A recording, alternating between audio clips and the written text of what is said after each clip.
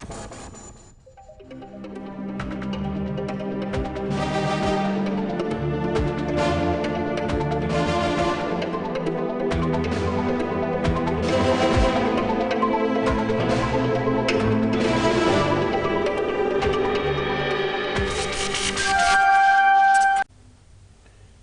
6 geopolitical zones of Nigeria is a major division used as administrative convenience in the distribution of wealth in Nigeria in areas of education, economic, and political resources.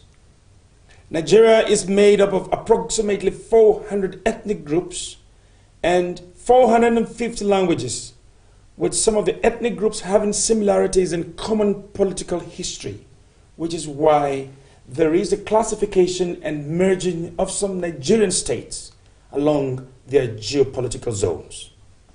However, what we want to know is whether or not there is a legislation on this system of division, and if Nigeria has been using it but has never been captured and gazetted in the laws of the land, the Constitution of the Federal Republic of Nigeria. This is our focus today on this episode of the Patriot on Television Nigerian. Welcome on board. I am Peggy Shandy. Country. So goes the opening lines of the 6-line national pledge of Nigeria. Today, not a few, whether young or old, merely recite the national pledge as a matter of routine or tradition, with their hearts being poles apart from the very spirit, creed, and essence of the pledge. Many simply do not understand its purport or feel the import of it, while many others choose to observe the pledge in breach only. Today we have decided to walk on the footpath of the very words of the national pledge, keeping its vision and essence in our hearts, in our souls, and in our minds. I pledge to Nigeria, my country, to be faithful, loyal, and honest, to serve Nigeria with all my strength, to defend her unity, and uphold her honor and glory.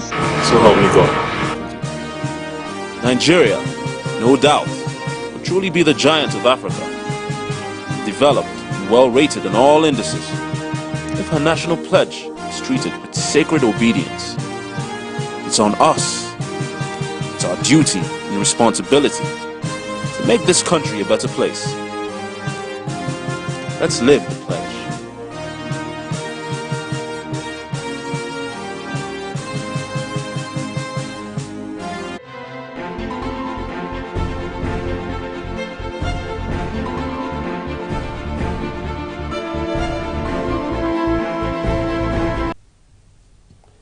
Welcome back and thanks for staying tuned.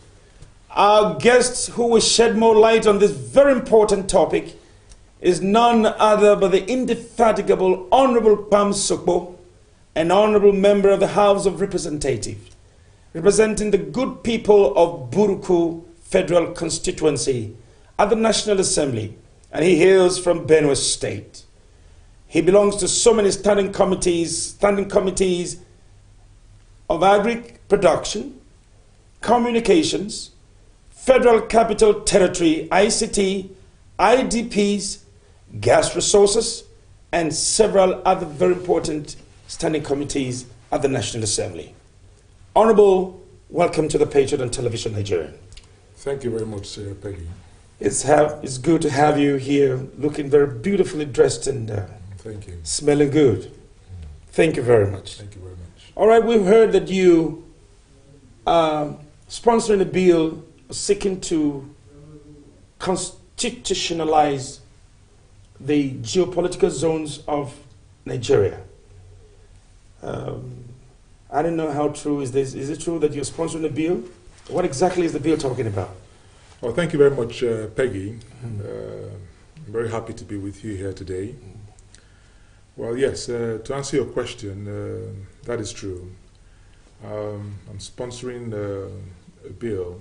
It's a constitutional alteration bill which seeks to alter Section 3 of the Constitution of the Federal Republic of Nigeria, And the bill essentially introduces a proviso, a clause, which seeks to enshrine the 6 geopolitical zones as we currently know them in our national life. Seeks to put that in the Constitution so it becomes part of the laws of our land. The geopolitical zones were introduced in 1994 by the late Dr. Alex Ekweme, former vice president of this country,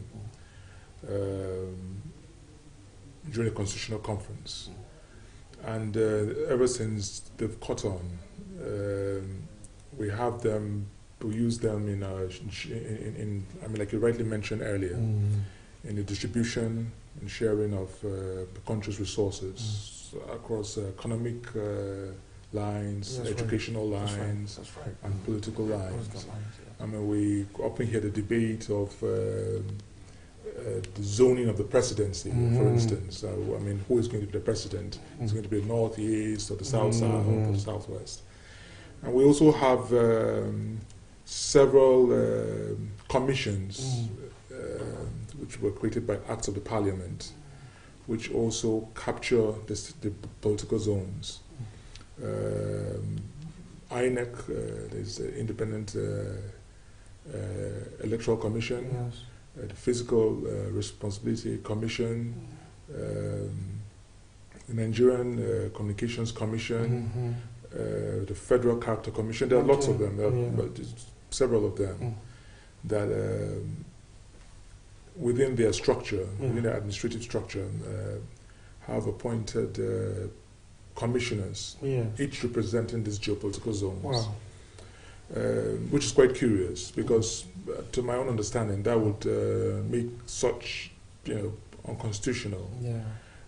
So the bill actually seeks to enshrine that which we already know and use in our day-to-day national life in the Constitution. That's right. So that they're recognized, and which would also help in the future in development, in development and even in sharing of resources. Yes. Because it is now it will now become part of the laws of the land.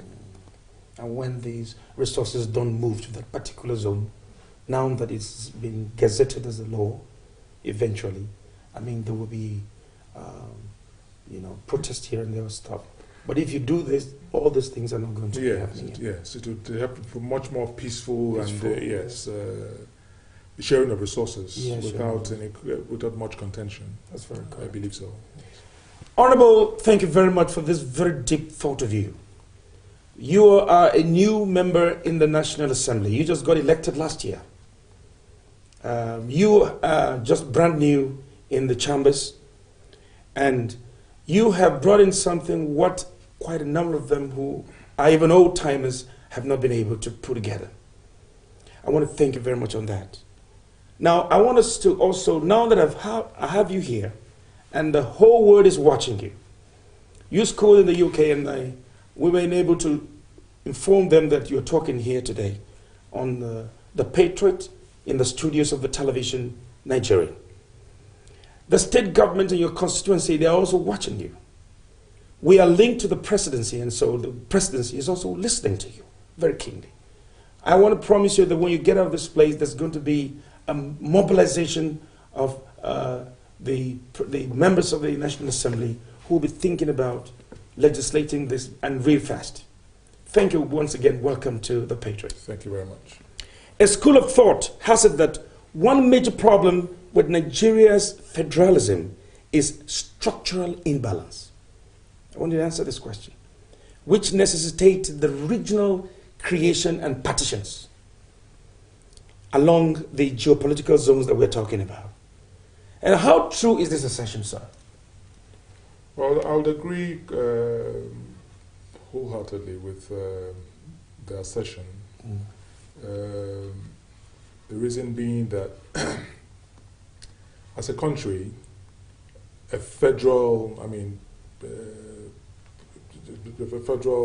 country that is made up of federating units, there is an overconcentration of power and of control at the center. So that imbalance, ideally, if you have stronger units, you should have a stronger whole. Mm-hmm. Now, but because all the power has been concentrated at the center, the children are dying of kwashiorkor, so to say. So it's almost like the father of the house sits on the pot of soup, and then the children starve. So that creates an imbalance. That's correct. But in a society or in a country like ours, if we were to function, optimally, it would be best for us to have had, stronger local governments, stronger states, which would eventually form a stronger nation. Mm-hmm. So I agree with that assertion that we have an imbalance, a structural imbalance, which is sort of inhibiting our growth and our development as a people. That's true. So you have answered the first part of the question, which is the assertion true? It is really true, right? Yes, it is. Thank you very much. We have you here on sound authority, and whatever you say here, we'll take it also with sound authority, because you have a seal. If you gavel here, nothing works. If you gavel here for, all of you say for, against say nay. That's it. So we're happy to go straight to the second part of the question, which is, despite that we have all these geopolitical zones, and over the time, we are still talking about restructuring. Now, if those geopolitical zones were stratifications that stratified the country, you're from here, you from there, and all of you from other places, all right? And then we're still talking about restructuring. Now, does that imply that the problem is still there, or there is a problem with the structure? Now, why are they using these geopolitical zones to give permanent commissioners, give this, give that, give that? And if they have enjoyed using it, then why has it not been? Is the problem still there? Is the structure having a problem? Well, yes. Well, firstly, the geopolitical zones as we know them are not constitutional. That's the first. So the agitation for restructuring does not really, first, there are no geopolitical zones. They are just a convention that we have used in this country over the past 26 odd years without any legal basis for them. But first of all, restructuring means different things to different people. Because it's a phrase that we have come to use so much in the country. It means different things to different people. I cannot stand here or sit here and assume to cover the entire topic of restructuring. Because if we go to the Southwest, what they're looking at for restructuring is completely different from what the South-South is looking at, or what the Southeast is agitating for, or what the Middle Belt is pushing for. So, but there's an underlying argument, or there's an underlying agitation, which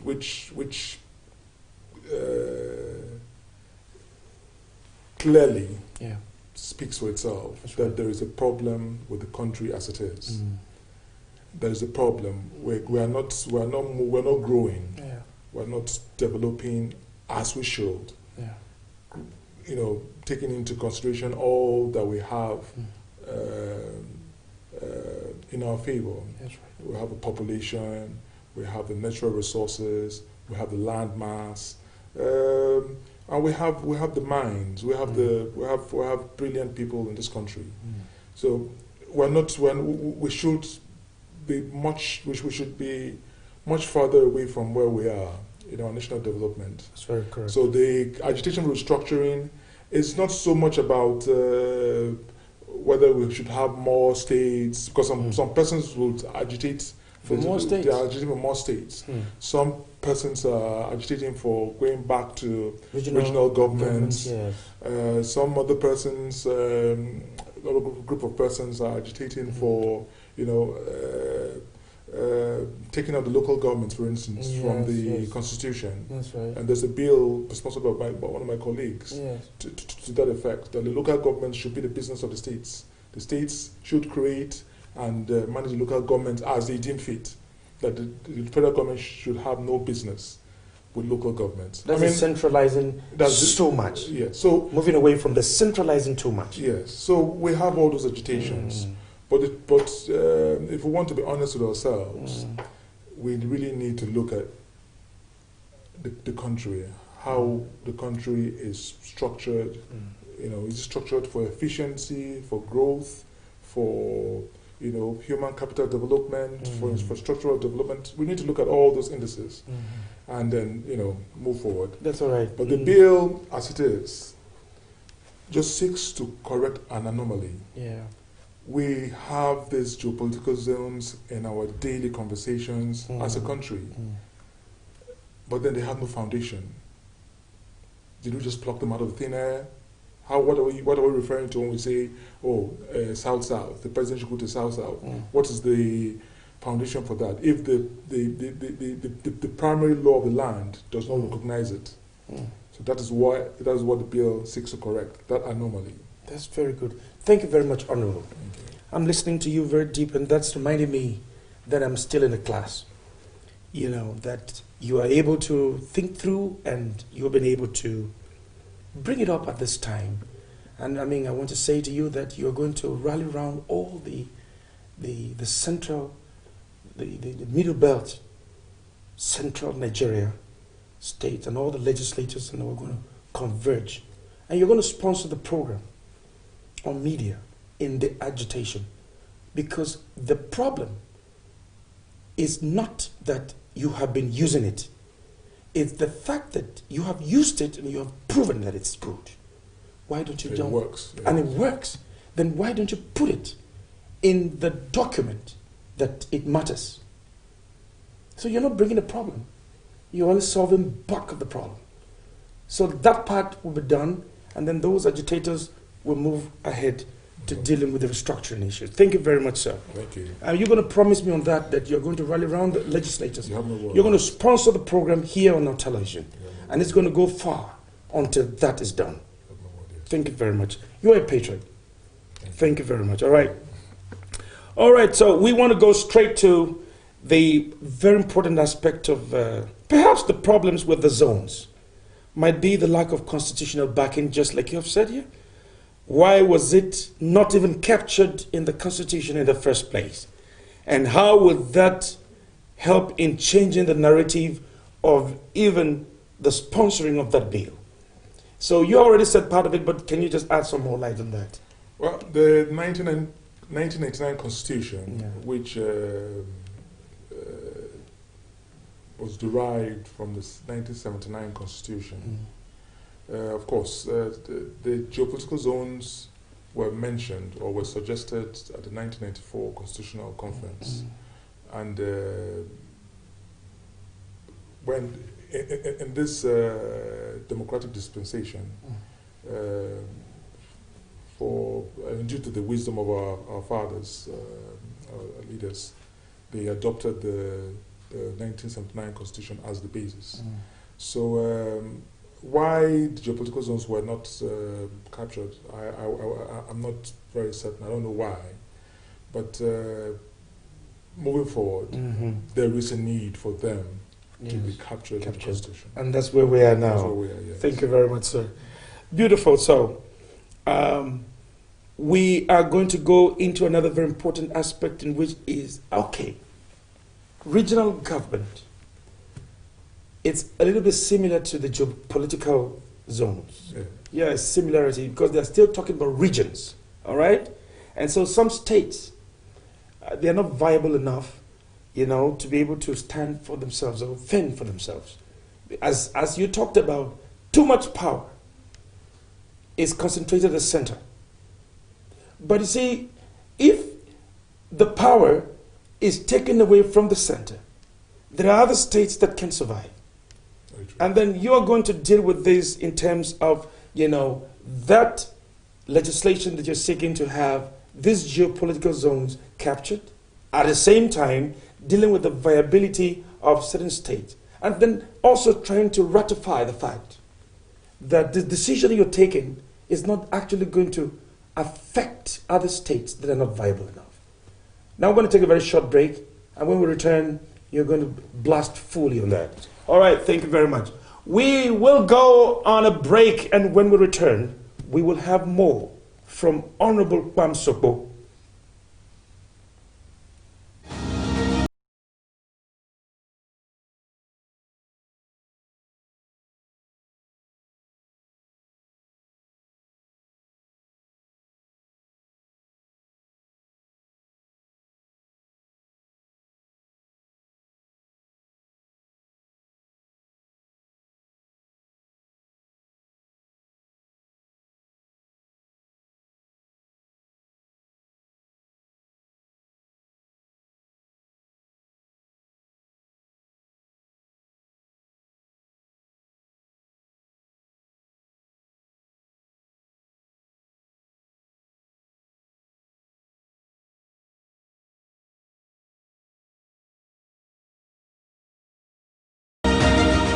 Present a motion on the urgent need for aid to be sent to communities in Buruku local government which were ravaged by rainstorms recently.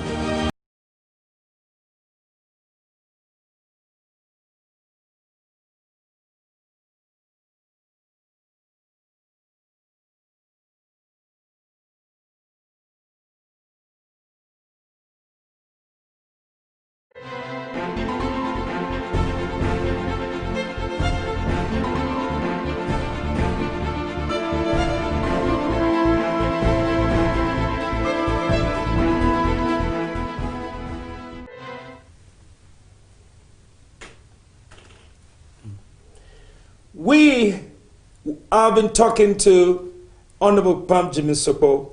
I thank you very much for the very short break that you have watched the clip.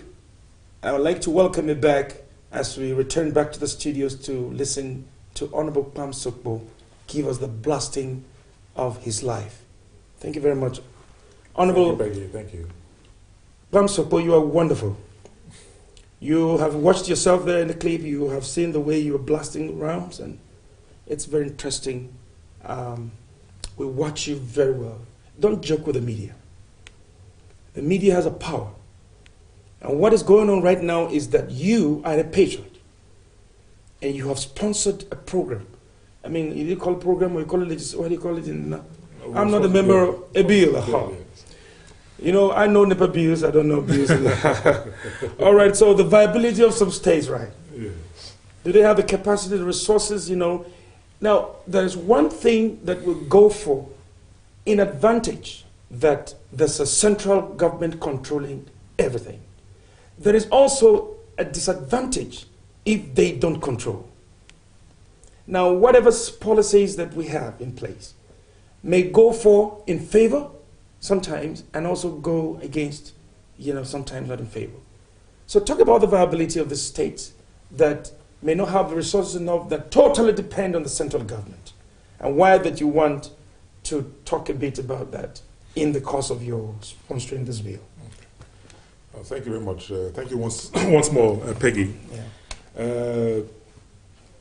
Let me reiterate. You know, this bill is not seeking to create regional governments. Okay. Now, it is seeking to recognize the geopolitical zones. Now, someone may ask, why create those delineations in a vacuum? What do they seek to serve? Well, I think this is just a foundation which can be built on. I mean, the possibilities are endless. Now, back to your question about the viability of states.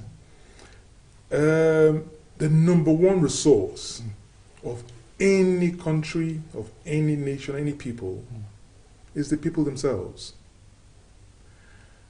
And with the people who are willing and who put their hands to the plow, I don't see how you'd fail. Now the problem, why it may look like some states are not viable now, is because we have a culture of every month or every end of month, the states go plate in hand to Abuja to get their allocation, and then they pay salaries and all that. So nobody has, we're not looking inward. But I firmly believe that if we get to when it gets to the point, because it is inevitable, if we want to continue as a country, we would have to look at decentralizing, of moving down to the states. Let the states, well, the states were to, they all have their comparative advantages. That's right. And if each state or each local government, each state were to focus inwardly and look at its comparative advantage, and were to pay to the federal, to the center instead, I think it would get us much further away from where we are. The states that seem to be non-viable, as it were, I think just simply because they haven't been challenged, there's no challenge, as it were, we are only receiving. That's right. There's a proverb in my language that says, any child that grows up at home, that grows up in the comfort of his parents' home with too much to eat tends to be foolish. That's right. Which seems to be the case here. And because we have, we've been dependent on oil all these years, and then all we think about is oil money. We are not going out. We are not looking at at each each unit, not looking at its comparative advantage, and how we can harness these and grow the economy. So I think all states are viable. Yes, they may have rough starts, but that is when you need people with something to offer in government. The people themselves would start tasking their leaders and demanding much more from you, much more from us. Yes, that's right. Yes, and it would generally just cascade to a better country for all of us. That's right. So I disagree completely. I don't think there's some states that are not viable. That's all right. They may have just a rough start. But that's when we get to complete devolving powers to the states. Yes. They may just have a rough start of maybe a few years or a few months. But I'm quite certain that there is no part of this country that cannot stand on its feet. Yes, that's of course if the governors also excuse me. The governors also would have been desiring to become governors, vying for the positions of governors. I'm sure they would not be going in there with empty heads. Exactly. Thinking about what plans to be able to, because they're indigents of those states, and they would definitely want to have a name. Yes. So they will have to generate something, no matter what. Exactly. The rough start. And the people will place demands on you. Demands on you. By the time you look at the demands on your office, it's at that point that we'll start moving away from the jamboree of politics as we know it. Because it will now be serious business. Serious people having something to offer would vie for these positions. And if you're not, the people would ask you that what is it you're bringing to the table? So I think we have a lot of untapped resources, human, natural, and whatnot. Yes, a lot, which we only have to look inwardly. Exactly. In my own local government, I know that if we look inwardly, that local government has a lot to contribute to this process, to the state's purse. State purse. Even from the speedboats that you have. It can generate there's a lot. I mean, there's tourism, there's agriculture. There's so much that can be done. And you grow a lot of sugar cane too. Yeah, so there's a whole lot. So All We right. only have to look inwardly, and then They'll be able to get something. yeah. So we can't shy away. We can't keep saying, "Oh, that these people are not viable," or "These people don't have oil. They don't have this natural Or it's a- resource." or it's a how desert. How are they going to survive? Only, No. only deserts that are there. I mean, the UAE, Dubai was a desert. It was complete desert, but they Complete turned it, desert. they transformed it into Yeah, something else. So, I mean, we cannot shy away from this reality. All right, thank you very much, sir. Please, you have answered the question. So it's just a rough start. So nobody should tell us that they don't have what it contains in the brain to be able to transmogrify resources and translate into cash. The most important resource Yes. anybody needs Mm. is human capital. The human capital, yes. That's the most important resource. That's right. And if you build the people, if you invest in the people, Yeah. invest in, there's nothing stopping you. That's all right, sir. Thank you very much for that answer. You have answered again and again and again. In fact, I wouldn't have asked that question if I was going to get this kind of answers, because the question, as if you're waiting for me to ask that question. You have, delved into it and dissected it very well. But this is important. Making the zones constitutional. How will it impact the current debate? Because, like it or not, now we have understood the angles that you are towing. You're moving into capture these geopolitical zones into the Constitution. But before now, we thought that it is also part of actual restructuring. And I know that it is completely not outside of restructuring at the same time. You know that restructuring, like you said in your statement, that it means so many things to everybody. Others are created, the one state creation. Others are saying this, others are saying that, even going back to regional government. But so that we'll be able to clearly understand exactly where you're heading. So when they capture these things in the Constitution, what next? What does that capturing?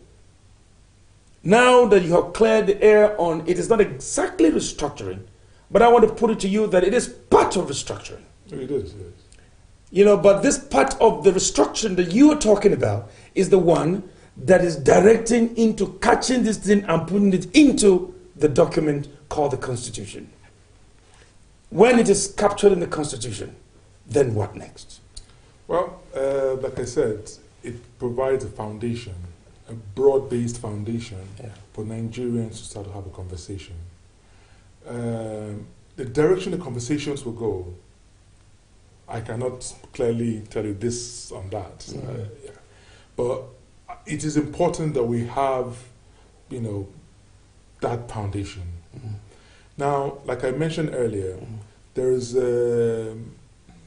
legislation, there's a bill that's in process as well that seeks to take out the local governments from the Constitution. Yes, that's right. So that the local governments become entirely the responsibility of the states. The states can create them as they will, as they wish, depending on, what their needs are. The needs are. Now, there are many things that could come out of this. Yeah. Because now if you take out the local governments, it means at the federal level, you're going to have just two tiers of government. Yes. You're just going to have the federal and the state. The state, yes. But of course, the bill does not seek, as it is, to create a fourth tier, as it is now. But many things will come out of it.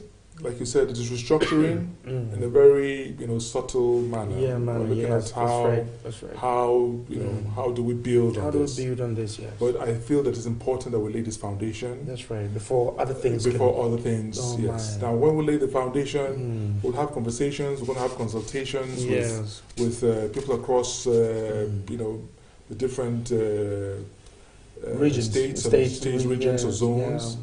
And get inputs. We'll get inputs. Then you finalize it. We'll speak to traditional institutions. Yeah. And several other stakeholders in the Nigeria project. Yeah. It's not just about politicians. You have to take the ordinary Nigerian. The man on the street has to feel carried along in the process.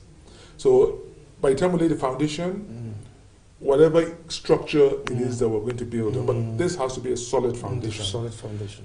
Because Nigeria has to go, we're building a superstructure. That's so correct. we have to lay the foundation that can carry the superstructure. That's very correct.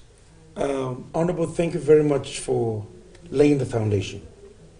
Foundations are laid in many ways. In fact, I'm very happy to see you as an honorable member and to be calling you and addressing you an honorable member.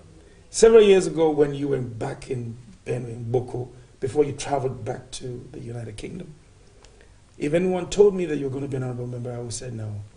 But today that you're here, now you are what you are doing, I'm also what I'm doing. You know, no matter what it is, you can't introduce yourself. Media has to introduce you. So don't forget us when you get there. The viability of all of us are also very important. Thank you very much. All right.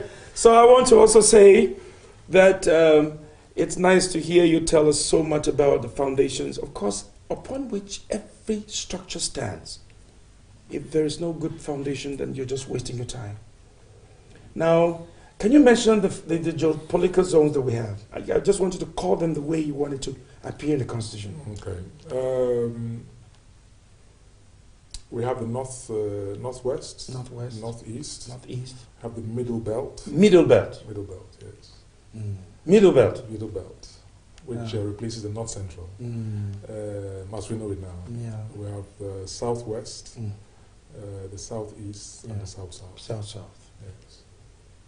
Can you call the other one that you belong to? Let me hear again one more time. I belong to the middle belt. Thank you very much. All right, so what will be your, this is the last question in your final words.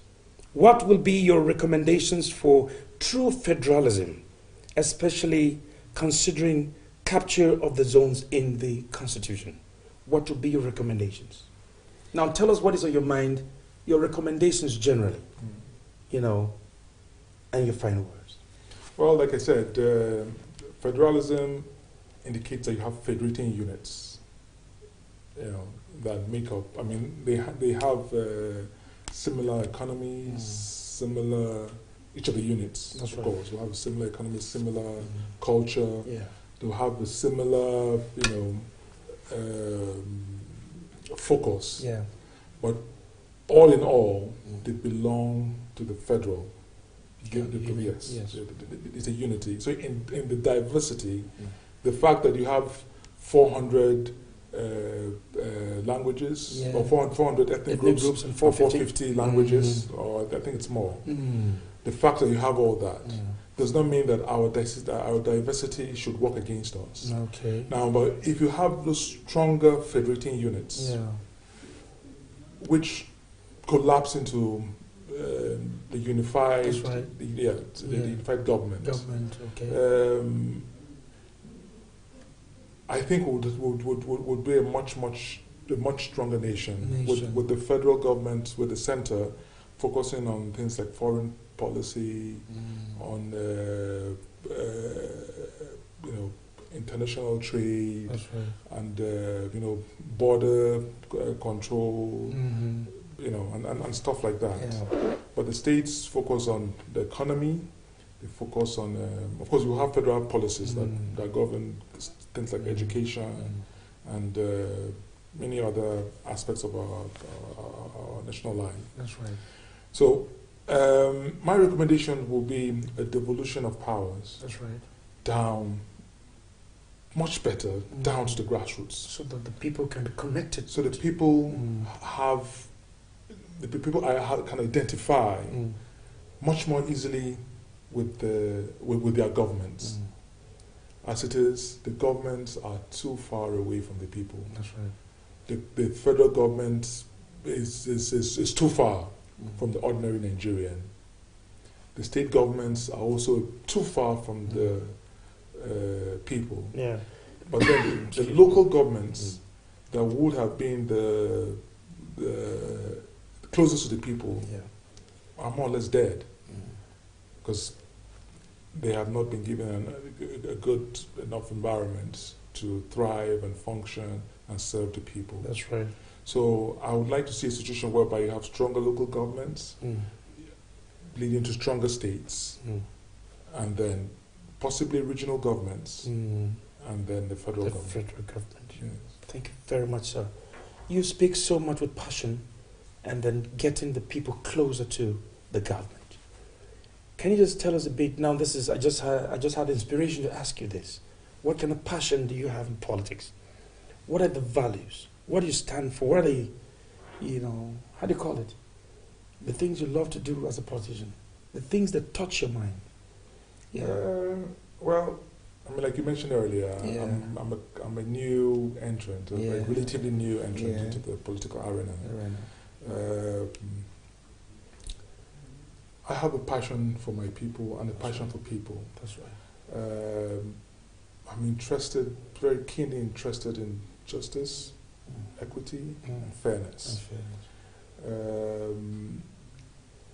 My legislative work and on my political life, I want to leave a mark where, that Nigeria as a whole, because the picture I see of Nigeria, we have fallen so far short of it. That's right. Nigeria has potential to be one of the greatest nations on earth. We have the people, we have every single thing. I mean, there are countries that are called developed countries that have nothing compared to what we are. But then, because of certain reasons that have to do with not seeing the big picture, I would presume. Yeah. Our leaders in times past or persons have sort of brought in policies that have thwarted our national growth. So I'm interested in things that would move us as a country to the next level, to the next place where we should be. So justice, fairness, equity, electoral reform, constitutional Poverty eradication. Empowerment, health, education. Yeah. I mean, coming into office, part of what has been my focus for my constituency particularly has been education and health. Because if you grow somebody's mind, you have given them the tools to grow the society. That's very correct. So those are my areas of focus. That's right. Areas of focus. Yes. All right. Okay. Do you still have constituency projects? Yes, you still run them? Yeah, I have constituency projects. My constituency project is a budgetary allocation. Yes. Yeah. My constituency projects, I seek to address some of the most pressing needs. Yeah. Like for instance, in my constituency, there's no water. That's right. Our people suffer from. I saw you commissioning some water around. Yeah, people suffer from lack of water, lack of sanitation, proper sanitation, and sanitation facilities. Infrastructurally, we're a very rural community. There's also the issue of the economy. So most of my projects, or most of the things I'm pushing for, have to do with these areas. That's like right. growing the agro-economy, That's right. agro-processing. That's right. We're trying to set up agro-processing hubs. All right. In the constituency. Yeah. We've already spoken to the Ministry of Power, and they've agreed to give us solar, mini solar grids, so we can set up processing hubs, which would sort of improve the people's economy. That's right. And I say improving the economy, improving the educational. We can go on. Literacy. We can go on and on and on to talk about you and your constituency projects, but please don't forget to take us along when we have to also tell the world to know that you are from Benue and you're from Buruku. You were elected on the platform of the People's Democratic Party. Yeah. Let's not forget that. Yes. Then you are doing this. There were also other people who contested in other political parties, who also having reasons to why they have to develop their places and stuff. Yes. Media does not know anything called political party. Of course. It knows that you are just working and you are a patriot. Of course. Please, let's capture them and make a documentary of you, and so that they can set the pace for you rolling probably in the next It will be few my joy. years. It will be my joy. In 2023, something can also happen. I can prophesy to you very soon. All right. This is the much we have for you. We have been talking with Honorable Pam Jimin Sokpo from Buruku Local Government Area of Benue State. He bagged a master's degree in energy engineering from the University of Sheffield, United Kingdom, after having previously obtained a bachelor's in electrical and computer engineering from the Federal University of Technology, Minna. He is currently a member House of Representatives representing the good people of Buruku Federal Constituency. He is sponsoring a bill for an act to be included in the Constitution, the 6 geopolitical zones of the Federal Republic of Nigeria in the Constitution. And this is all we have for you on this episode of the Patriot. Please, you can sponsor programs on the Patriot on television Nigeria, just like Honorable Bamsokpo is also promising to do his constituency projects and even the following up on this bill. I appreciate you very well for coming here at the studios of the Patriot on television Nigeria. I am Peggy Shandi, and so many thanks for watching.